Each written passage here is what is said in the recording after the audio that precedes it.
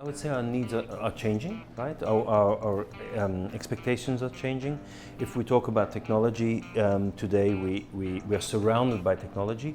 So how do you bring that into the vehicle, and how do you make that experience in the vehicle seamless, as good, better? When we, for example, buy products, our headphones, our laptops, our whatever we bring with us, we have a certain aesthetic wish or a certain aesthetic preference. Why should the automotive industry be different, right? Our products are let's say, on that same buying list, right? So why should your products that you buy for your home use be different from your automotive products?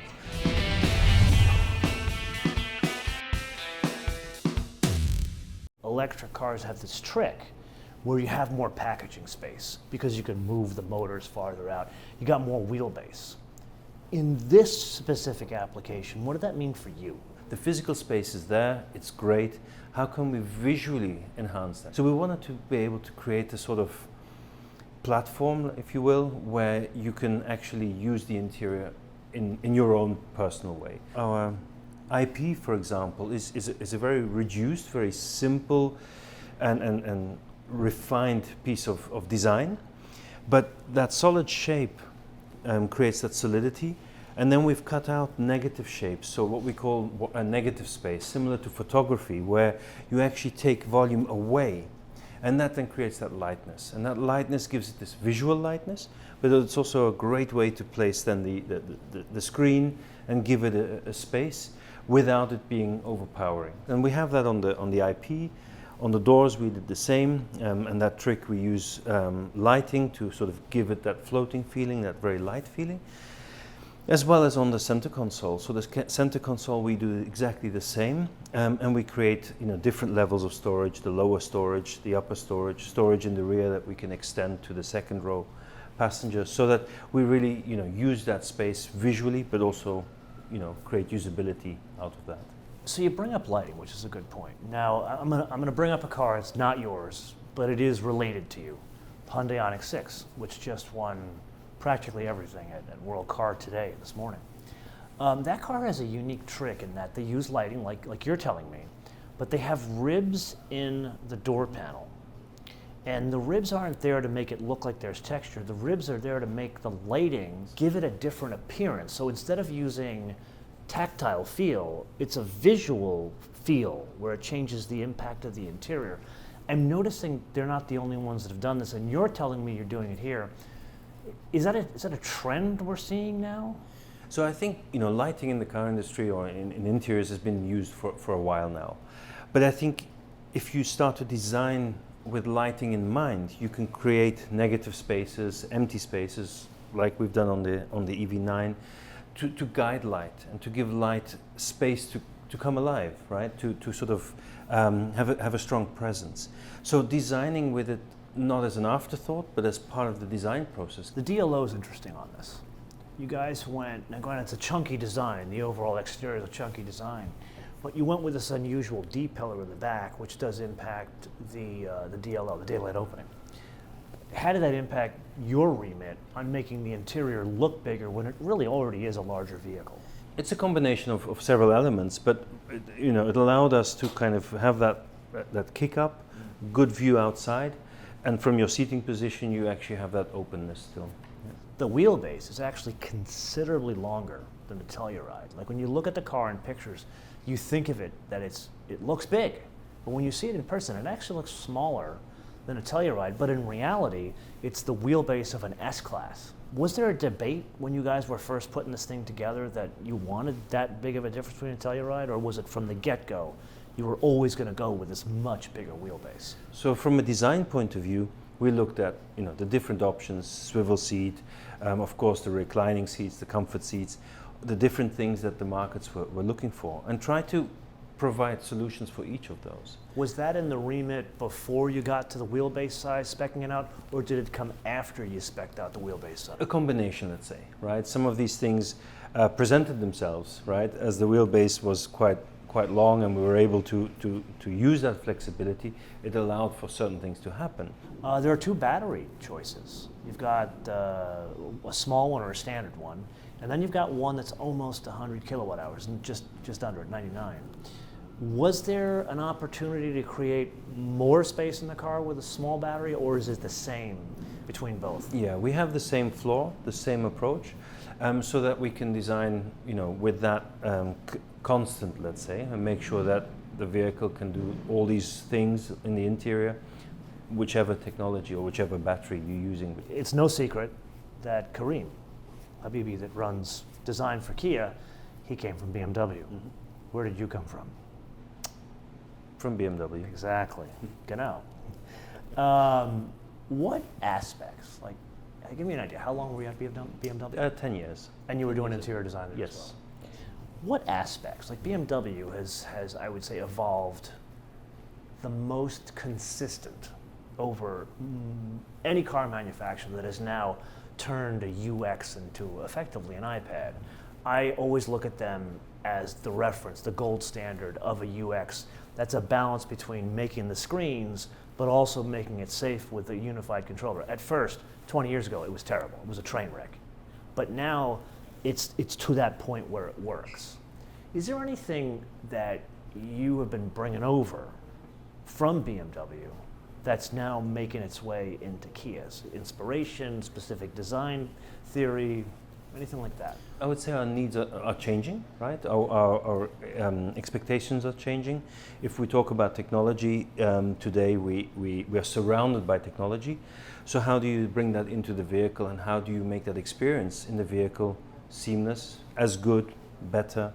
When we, for example, buy products, our headphones, our laptops, our whatever we bring with us, we have a certain aesthetic wish or a certain aesthetic preference. Why should the automotive industry be different, right? Our products are let's say, on that same buying list, right? So why should your products that you buy for your home use be different from your automotive products? So that's when we talk about people, what do people like?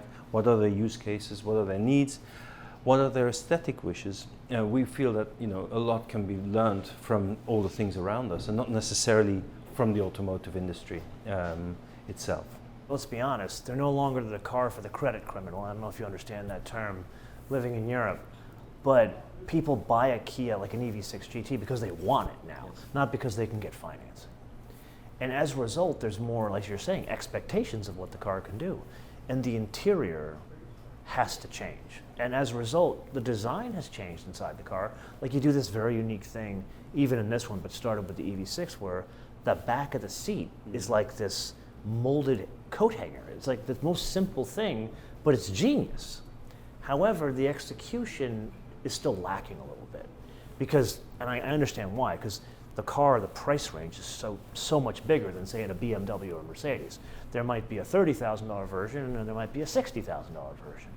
But this one's going to be more expensive. Is there a movement afoot to change? And I don't mean like some of the stuff you're doing with sustainability. That's not what I'm talking about. But the tactile feel, make it more akin to something from Munich or Stuttgart. So I think, for us what's important is to create something that has an emotional connection. I think that's very important. We want people to buy our products because they're like, oh wow, that's cool, I like that, right? And it touches you emotionally. So I think that's very, very important. But then I think you need to deliver on that promise, right? You need to deliver a good product. And a good product doesn't have to be an expensive product. Sure, if you go for a large electric vehicle, it's going to be more expensive than, let's say, a smaller vehicle. But important is that you feel like your money is well spent, right? And so important for us is to create good value, to create something that adds something to your daily life, right? So the little coat hanger idea, it's just a molded plastic panel in end effect. But the way we've done it gives you that extra function. Now what's important is for us to keep building, keep improving, keep learning, and actually combine those usability ideas with quality, with visual quality, perceived quality, touch and feel, to keep improving on that and to make sure that within our price point we actually have that balance and that we have the best product that we can deliver. Does that mean we'll see a differentiation between a vehicle that spans 30 to 60 and a vehicle that spans 60 to 80? I mean, we're designers, so we'll take as much development money as we can get, right? So always. So in other words, it's not your choice. No, well, it is because I think we are. It's not our choice, or it's not. We're not the sole decision makers there. But I think we're able to show where value, can be added, and we can definitely in our design process bring out the ideas and sort of say, hey, this is worth investing in, or hey, look, you can get this without actually having to invest more.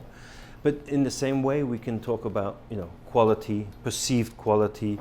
How do we make our products look, feel, right? So we do have an influence on that. We don't define it on our own. Yeah. And I think at every price point, we want to make sure that we're doing the maximum we can. Jochen, this is the point of the episode where we turn it around to the audience. So you've never been on the show before, but we'd love to have you back.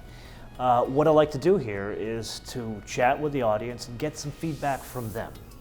So being that you run interior design at Kia, and this is the first vehicle at Kia that you've touched from start to finish, what feedback do you want from them? And they will be very honest. Good.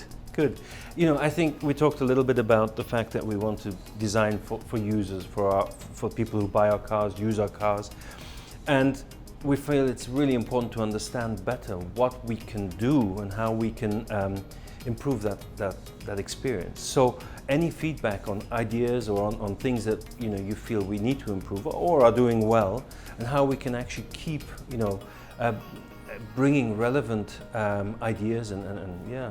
You heard the man. Relevant idea. Basically, where are there more areas of improvement for Kia? Because you've already come a very far way. No one would dispute that. It's just what other areas do they think you can improve on? Let him know in the comments below or via our social media, MotoManTV, all one word, MotoManTV, all one word, Facebook, Twitter, Instagram. And with that, Jochen, I really appreciate you taking the time to chat and walking me around the car last night. Till we see you in the next episode, bis später.